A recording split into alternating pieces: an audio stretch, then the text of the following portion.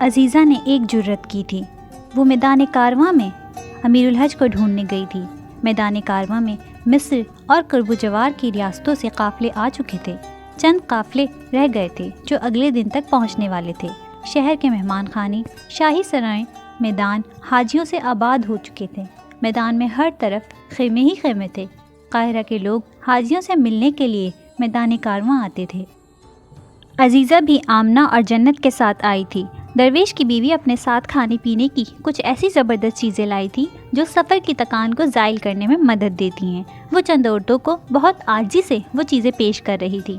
عزیزہ نے امیر الحج کو انتظامات میں مشغول دیکھ لیا تھا۔ وہ منہ بنائے بغیر نہیں رہی۔ وہ ضدی، بدتمیز اور منہ پھٹ مشہور تھی، لیکن درویش کے کہنے پر اس نے ان بیماریوں سے جان چھڑا لی تھی۔ لیکن ایک بیماری ابھی تک اسے چمٹی ہوئی تھی، وہ تھی بھڑک اٹھنے کی بیماری، چنگاری کے آگ بن جانے کی بیماری۔ اس کا دل چاہا کہ امیر کارواں کے پاس جائے اور کھری کھری سنا دے۔ وہ ایسا تو نہیں کر سکی، لیکن ایک معمولی سا پتھر اٹھا کر اسے غیر معمولی انداز سے مارے بغیر نہیں رہ سکی تھی۔ امیر کارواں بھی جلالی انداز سے پلٹے بغیر نہیں رہ سکا تھا۔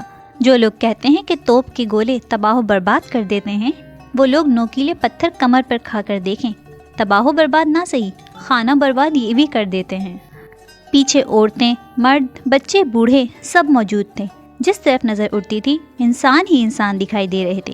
ہاں، ایک لڑکی چادر میں منہ چھپا رہی تھی اور ایسا کرتے ہوئے صاف دکھائی دے رہی تھی۔ وہ لمبے لمبے ڈگ بھرتا ہوا اس کے قریب آیا۔ اس نے بھی بھاگنے کی کوشش نہیں کی۔ گولا مار کر توپ زمین پر جم کر کھڑی رہی تھی۔ تم نے مجھے پتھر کیوں مارا؟ وہ حیران ہوئی تھی، پریشان بھی ہوئی تھی، گھبرا بھی گئی تھی۔ لیکن آپ سے کس نے کہا کہ میں نے مارا ہے؟ سوال کو گھمانا نہیں بھولی تھی۔ میں امیر کارواں ہوں۔ صحرا کی ہوا اپنا رخ بعد میں بدلتی ہے، میں اس کی سمت پہلے پکڑ لیتا ہوں۔ صحرا کے کچھ لگتے؟ ہاں، مارا ہے، موقع ملا تو اور ماروں گی۔ کوئی جن مل گیا تو احرام اٹھوا کر دے ماروں گی۔ جنوں کی فوج مل گئی تو ساری دنیا کے پہاڑ اٹھا کر دے ماروں گی۔ لڑکی غصے میں تھی، لیکن اس کی باتیں، میں نے کیا ہے؟ وہ ہنسنا چاہتا تھا، لیکن سنجیدہ صورت پوچھ رہا تھا۔ تم امیر الحج ہو، لیکن دل کے سیاہ ہو۔ مصر کی شان، قاہرہ کا ہر دل عزیز امیر کارواں۔ لوگ رک کر اسے سلام کرتے تھے، احترام دیتے تھے۔ یہ لڑکی اسے دل کا سیاہ کہہ رہی تھی۔ کون ہو تم؟ کارواں میں شامل ہو؟ ہاں، لیکن تمہارے کارواں میں نہیں، زندگی کے کارواں میں، جس کا امیر رب العالمین ہے۔ وہ لاجواب ہوا تھا، لیکن لڑکی کے غصے کی وجہ نہیں سمجھ سکا تھا۔ وہ جا چکی تھی، اس کی کمر سلگ رہی تھی۔ اس جیسے پہاڑ انسان کے لیے معمولی سا کنکر آگ کا گولا تو نہیں تھا، لیکن پشت جل رہی تھی۔ وہ گھر آیا تو بچے کارواں کارواں کھیل رہے تھے۔ وہ حج پر جانے والوں کے لیے قرعہ نکال رہے تھے۔ یہ اس کے خالہ زاد بھائی کے بچے تھے۔ اس کا ان سے بہت پیار تھا، خاص طور پر احمد سے۔ ٹھنڈے پانی کا پیالہ منہ سے لگا کر نشست پر بیٹھ کر وہ دلچسپی سے انہیں دیکھنے لگا تھا۔ اب وہ جانوروں اور اناج کی باتیں کر رہے تھے، راستہ دکھانے والے آسمان کے ستاروں اور ریت کے طوفان کی۔ انہیں دیکھ دیکھ کر وہ ہنستا رہا۔ وہ اس کی نقل اتار رہے تھے۔ جب کارواں کی روانگی کا وقت آیا تو کھیل میں شامل سب بچے اپنا اپنا سامان اٹھا کر اپنے فرضی جانوروں پر سوار ہو گئے، اور مٹی میں کھیلتا 6 سالہ احمد ایک دم سے مچل کر ان کی طرف لپکا۔ وہ عام بچوں جیسا نہیں تھا، اسے دماغی مسئلہ تھا، اس کی زبان میں لکنت بھی تھی۔ ابن موسیٰ نے لپک کر احمد کو اپنی گود میں اٹھا لیا، لیکن وہ مچل رہا تھا، رو رہا تھا، سب بچوں کو گالیاں دے رہا تھا کہ وہ اسے چھوڑ کر جا رہے ہیں۔ ابن موسیٰ نے جلدی جلدی اس کا سامان تیار کیا اور اسے فرضی جانور پر سوار کر کے کارواں میں شامل کرنا چاہا، تو امیر کارواں دانیال چلا اٹھا، یہ ہمارے ساتھ نہیں جائے گا چچا۔ لیکن کیوں؟ بھائی کو پیچھے چھوڑ کر جا رہے ہو؟ بری بات ہوتی ہے؟ کیونکہ یہ روتا اور چلاتا ہے، یہ گالیاں دیتا ہے، یہ برا انسان ہے۔ یہ برا انسان نہیں ہے، اسے اچھے اور برے کی سمجھ نہیں ہے، جلد ہی یہ سمجھدار ہو جائے گا۔ اس نے تحمل سے سمجھانا چاہا۔ جسے اچھے برے کی سمجھ نہیں ہے اس پر حج بھی فرض نہیں ہے۔ اس کا دل کٹ کر رہ گیا تھا۔ حج ہر صاحب حیثیت مسلمان پر فرض ہے میرے بیٹے، بیمار یا تندرست پر نہیں۔ یہ بیمار ہے، یہ اتنا لمبا سفر نہیں کر سکتا۔ یہ بیمار نہیں ہے، تمہارے بھائی کا دماغ اس کا ساتھ نہیں دیتا۔ جس کا دماغ ساتھ نہیں دیتا اسے ہم ساتھ نہیں رکھ سکتے۔ ایسے انسان کا اللہ کے گھر میں کیا کام جو ہر انسان کو برا بھلا کہے، اسے گالیاں دے؟ کیا بری زبان والے اللہ کا گھر دیکھنے کے حقدار ہیں؟ دوسروں کے حق پر لکیر کھینچنے والے تم کون ہوتے ہو؟ یہ نہیں جانتا یہ کیا کہہ رہا ہے۔ بچوں کی تنگ دلی پر وہ ہکا بکا رہ گیا تھا۔ جب یہ نہیں جانتا کہ یہ کیا کہہ رہا ہے تو پھر وہ کیسے کہے گا جو اسے کہنا چاہیے، جو حاجی طواف کرتے ہوئے کہتے ہیں؟ انسان اپنی حاضری کی گواہی زبان سے نہیں، روح سے دیتا ہے میری جان۔ روح کیا ہوتی ہے چچا جان؟ ہم تو اس کی زبان کو جانتے ہیں، جو گندی ہے، لکنت زدہ ہے، اس کا جسم بدبودار ہے، یہ ناپاک ہے، یہ اللہ کے پاک گھر میں کیسے جا سکتا ہے؟ صرف اس لیے کہ یہ امیر کارواں اس کا بھائی ہے؟ نہیں، میں یہ ناانصافی نہیں کروں گا۔ گندی، بدبودار، ناپاک؟ ابن موسیٰ زیر لب بڑبڑایا۔ بچوں کا کارواں اپنے فرضی جانوروں پر آگے بڑھ گیا تھا۔ پیچھے احمد دھاڑے مار مار کر رونے لگا تھا۔ وہ اس کی گود سے پھسل گیا اور زمین پر لوٹ پوٹ ہونے لگا۔ اس کے رونے کی آواز، اس کے درد کی شدت، اس نے آگے چلے جانے والوں کو اور پیچھے رہ جانے والے کو دیکھا۔ جو پیچھے رہ جاتے ہیں دراصل وہی آگے والوں سے آگے نکل جاتے ہیں۔ احمد کے آنسوؤں سے تر گالوں نے اس کا دل دو ٹکڑے کر ڈالا تھا۔ وہ بار بار ہاتھ اٹھا کر کارواں والوں کی طرف اشارہ کر رہا تھا۔ کارواں کے امیر نے جھک کر احمد کو اٹھایا، اپنے سینے سے لگایا اور قاہرہ کی گلیوں سے گزرتے ہوئے خود کو کہتے پایا، ایک اللہ کے لیے ایک اللہ والا لے جاؤ۔ نیت، عمل اور ارادے غلط ہو سکتے ہیں، لیکن تڑپ ہمیشہ سچی ہوتی ہے۔ تڑپے بغیر کوئی نہیں روتا، بے چین ہوئے بغیر کوئی طلب نہیں کرتا، دعا ہو یا دوا، زخم ملے بغیر کوئی نہیں مانگتا۔ امیر کارواں نے قاہرہ کی پتھریلی زمین پر چلتے ہوئے خود سے کہا۔ احمد ابھی تک رو رہا تھا، مچل رہا تھا، اس کے غم کو چین نہیں تھا، اس کے دل کو سکون نہیں تھا۔ وہ درویش کے دروازے پر دستک دے رہا تھا۔ مجھے معاف کر دو درویش، میں ان تینوں کو کارواں میں شامل کرتا ہوں۔ تم ان سے کہو کہ وہ اپنی شناخت چھپا کر رکھیں، یہ بات ہم 5 لوگوں کے درمیان رہنی چاہیے۔ دروازہ کھلتے ہی امیر الحج نے اپنی نم آنکھوں پوچھے بغیر کہنا شروع کر دیا تھا۔ سامنے درویش نہیں، عزیزہ کھڑی تھی۔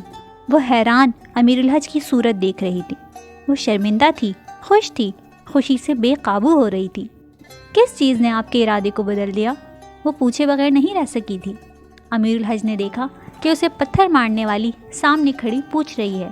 اس نے احمد کی طرف دیکھا اور کہا، حق نے، ایک اللہ کے لیے 3 اللہ والے۔ منہ اندھیرے نکل کر انہوں نے خیموں میں سے ایک خیمے میں پناہ لے لی تھی۔ وہیں سے انہیں اونٹوں پر سوار ہو جانا تھا۔ ابن موسیٰ نے ان سے سختی سے کہا تھا کہ انہیں کسی سے بھی بات نہیں کرنی، اپنی شناخت چھپا کر رکھنی ہے، خود کو گونگا بنا لینا ہے، کوئی ان کی آواز تک سے انہیں پہچان نہ سکے۔ حج کے لیے کیا جانے والا سفر مشکل ہوتا ہے، ان کے لیے کچھ زیادہ ہی مشکل ہونے والا تھا۔ احرام، دستے قرآن پاک، جائے نماز اور کچھ ضروری سامان، یہی تو ہے اصل سامان، سفر حج اور سفر حیات دونوں کے لیے۔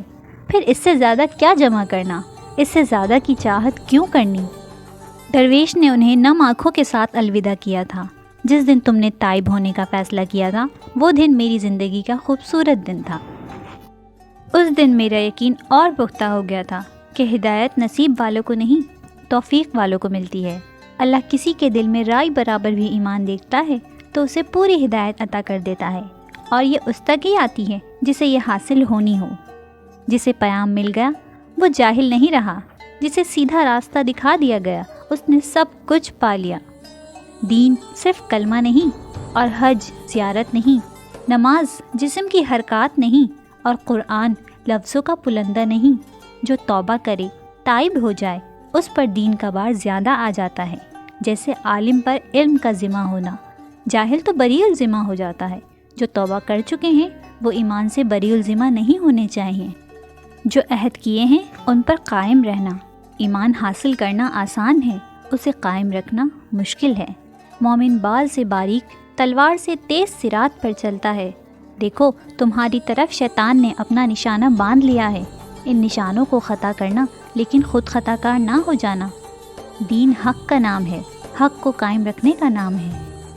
نماز پڑھنا آسان ہے، اسے قائم رکھنا مشکل ہے۔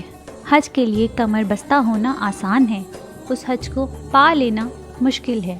احرام سفید ہوتا ہے کیونکہ یہ اعمال کی سیاہی کو سمیٹ لیتا ہے، چھپا لیتا ہے۔ سفید جس سے نکل کر ہر رنگ بنتا ہے، لیکن یہ کسی رنگ سے نکل کر نہیں بنتا، یہ خالص ہے اور یکتا بھی۔ تمہارے لیے اللہ نے یکتا رنگ کو پسند کیا اور بہترین رنگ تو اللہ کا ہی رنگ ہے، اسے اپنا لو گی تو پھر پیچھے رہ بھی جاؤ گی تو بہت آگے نکل جاؤ گی۔ درویش نے کہا۔ انہوں نے سنا، انہوں نے یاد کر لیا۔ تینوں درویش کی احسان مند تھیں۔ درویش کی بیوی انہیں گلے سے لگا رہی تھی۔ انہیں رخصت کرنے والے بس یہ 2 ہی لوگ تھے۔ کارواں کو رخصت کرنے مصر کا ہر خاص و عام آیا تھا۔ مسجد کے امام نے حاجیوں کے لیے اجتماعی دعا کرائی تھی۔ حج اور سفر حج کی فضیلت بیان کی گئی تھی۔ جس وقت اونٹوں نے اپنے گھٹنے کھڑے کیے اور حاجیوں کو رخصت کرنے والے ہجوم نے اللہ اکبر کے نعرے بلند کیے تو عزیزہ سے اپنی خوشی سنبھالنا مشکل ہو گئی تھی۔ اس نے اپنے پیچھے بیٹھی آمنہ کو دیکھا۔ دائیں طرف جنت کا اونٹ تھا، وہ ایک خاتون کے ساتھ بیٹھی تھی۔ ان تینوں نے درویش کو ہجوم میں ڈھونڈنا چاہا، لیکن درویش کی بیوی تو دکھائی دی، درویش کہیں نظر نہ آیا۔ انہوں نے اونٹ کی سواری بہت بار کی تھی، وہ گھڑ گاڑیوں میں بھی بیٹھی تھیں۔ انہوں نے مصر کی بند عمارتوں پر بیٹھ کر چاندنی راتوں میں کھانے بھی کھائے تھے۔ اعلیٰ عہدیداروں کو اپنے سامنے گھٹنوں کے بل جھکتے ہوئے پایا تھا، لیکن انہیں کبھی اپنا آپ اتنا بلند نہیں لگا تھا جتنا اس ایک اونٹ پر بیٹھ کر لگ رہا تھا۔ قاہرہ کے لوگوں کا ہجوم، حج پر جانے والوں کے عزیزوں کی پرجوش آوازیں، بچیوں کا دف بجانا، ہاتھ بلند کر کے انہیں سفر بخیر کی دعائیں دینا اور اپنا نام لے لے کر دعاؤں کے لیے کہنا۔ جب انسان اللہ کے راستے پر آ جاتا ہے تو وہ کتنا معتبر ہو جاتا ہے، بلندی نصیب ہوتی ہے اور پستی مٹ جاتی ہے۔ کارواں نے اپنا سفر شروع کیا۔ یہ وہی مصر تھا جہاں سے فرعون اپنا لشکر لے کر حق کو نیست و نابود کرنے نکلا تھا۔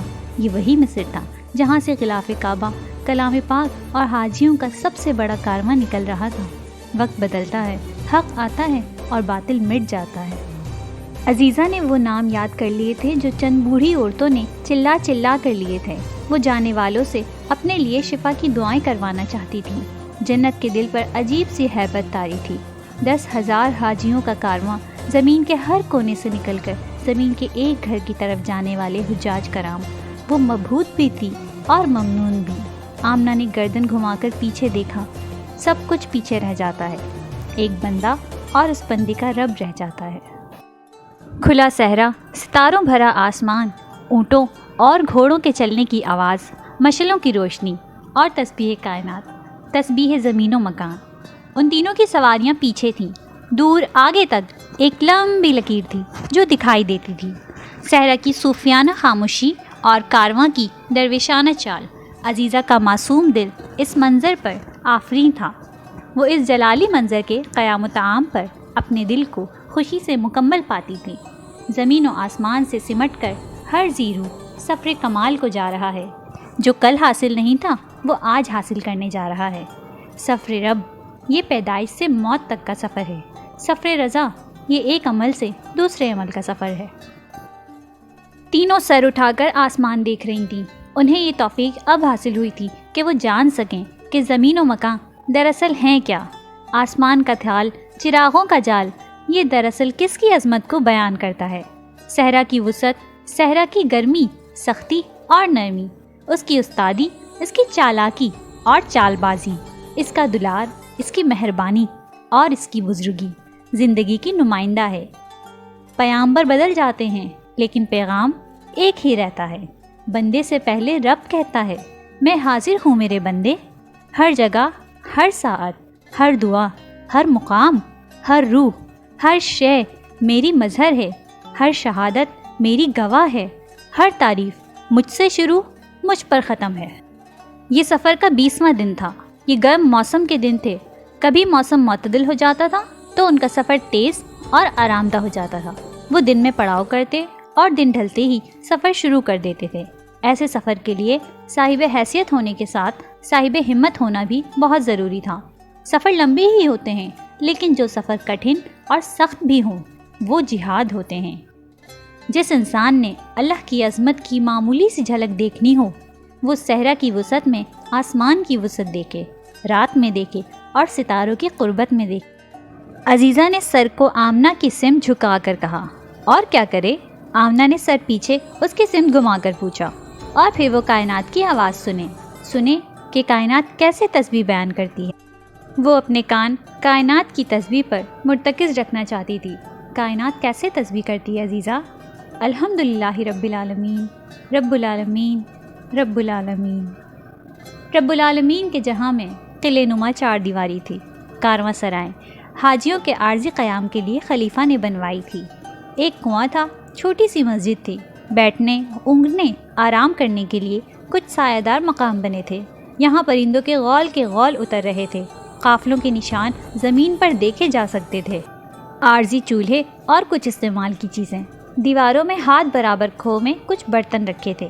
آگے نکل جانے والے پیچھے آنے والوں کو اپنی کچھ نشانیاں دے رہے تھے۔ آپ خورے، عطر کی چھوٹی کپیاں، کپڑے کی پوٹلی میں بندھے اپنی سرزمینوں کے کچھ معمولی زیور، کچھ تسبیحات اور ہاتھ کی کڑھائی سے سجے حجاب۔ عزیزہ کے ہاتھ میں کپڑے کی پوٹلی آئی تھی۔ وہ اتنی خوش تھی جیسے اسے دنیا جہاں کا خزانہ مل گیا ہو۔ کسی قافلے یا کارواں کی عورت نے اجنبی سرزمین کی اجنبی لیکن دوست عورت کے لیے ایک تحفہ رکھا تھا۔ اس نے محبت کا ایک پیغام دیا تھا، دوستی کا معمولی لیکن گہرا اشارہ۔ عزیزہ نے محبت کا پیغام پا لیا تھا، دوستی کا ہاتھ بڑھا دیا تھا۔ وہ کان کے زیور آنکھوں کے سامنے لا کر دیکھ رہی تھی۔ یہ تم اپنے نکاح پر پہن لینا، بے ساختہ جنت کے منہ سے نکلا تھا۔ پتہ نہیں کس نیک بخت خاتون کے زیور ہیں، اس کی نیک بختی کا سایہ تم پر بھی پڑ جائے گا۔ آمنہ عزیزہ کے لیے خوش تھی۔ عزیزہ بھی بدلے میں کھو میں کچھ رکھنا چاہتی تھی، لیکن اس کے پاس کوئی زیور نہیں تھا۔ خرچ کے لیے ان کے پاس سکے تھے، یہ ان کی محنت کی کمائی تھی۔ درویش نے کہا تھا سفر میں سفر خرچ کی ضرورت پڑتی رہتی ہے، وہ یہ سکے سنبھال کر رکھیں۔ اس نے کچھ دیر سوچا اور پھر 3 سکے نکال کر کھو میں رکھ دیے تھے۔ جو دینا چاہتے ہیں وہ بھوکے رہ کر بھی دے دیتے ہیں۔ سخاوت سونے کے پہاڑ دینے کا نام نہیں، سخاوت اپنی بھوک رکھ کر کسی دوسرے کی بھوک مٹا دینے کا نام ہے، ضرورت پوری کر دینے کا نام ہے۔ وہ بھی اجنبیوں کو دوستی کا پیغام، ایک عدد تحفہ دینا چاہتی تھی۔ آمنہ کے ہاتھ کپڑے کے پارچے پر لکھا ایک خط آیا تھا۔ زبان فارسی تھی، وہ پڑھنے سے قاصر تھی۔ کارواں میں کچھ لوگ یقیناً فارسی پڑھ سکتے ہوں گے، لیکن وہ کسی کے پاس نہیں جانا چاہتی تھی۔ درویش نے منع کیا تھا کہ وہ کسی سے بات نہ کریں۔ خط کو اس نے سنبھال کر اپنے پاس رکھ لیا تھا۔ جنت کے ہاتھ میں ایک تسبیح آئی تھی، یہ لکڑی کے دانوں کی تسبیح تھی۔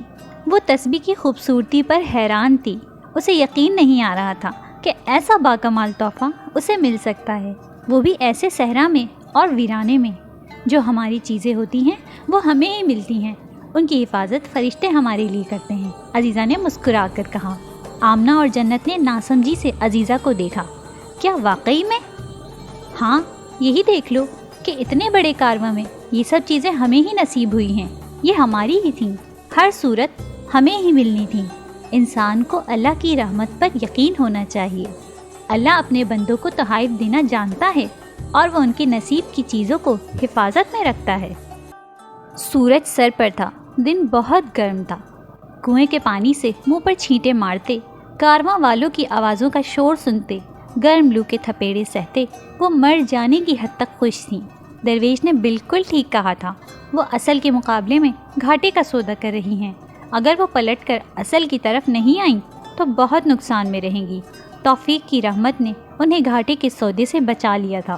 وہ نماز ظہر کے لیے اپنی جائے نماز بچھا رہی تھیں۔ ادھر ادھر کارواں کھانے پینے سستانے میں مصروف تھا۔ اونٹ بان اونٹوں کو پانی پلا رہے تھے، گھوڑوں کی نازبرداریاں کی جا رہی تھیں۔ اونٹ جتنا اللہ لوگ جانور ہے، گھوڑا اتنا ہی شوخا اور لاڈلا۔ پاؤں پاؤں چلنے والا بچہ بھی اونٹ کی نکیل پکڑ کر اسے کہیں بھی لے جا سکتا ہے۔ درویشی اور عاجزی اونٹ کی روح پر اتنی غالب آ چکی ہے کہ پیدا ہوتی ہی اس کے چہرے سے بزرگی جھلکنے لگتی ہے۔ جانوروں میں ایسی بزرگ صورت صرف اونٹ کو ہی نصیب ہے۔ اللہ تعالیٰ قرآن پاک میں فرماتا ہے، کیا یہ لوگ اونٹوں کو نہیں دیکھتے کہ انہیں کیسے پیدا کیا گیا؟ کلام پاک میں مالک دو جہاں، ان کا ذکر آسمان، پہاڑ، زمین سے پہلے کرتا ہے۔ یہ نمازی کی طرح جھکتا اور ایمان والوں کی طرح کھڑا ہوتا ہے، اسی لیے یہ نبیوں کی سواری رہا ہے۔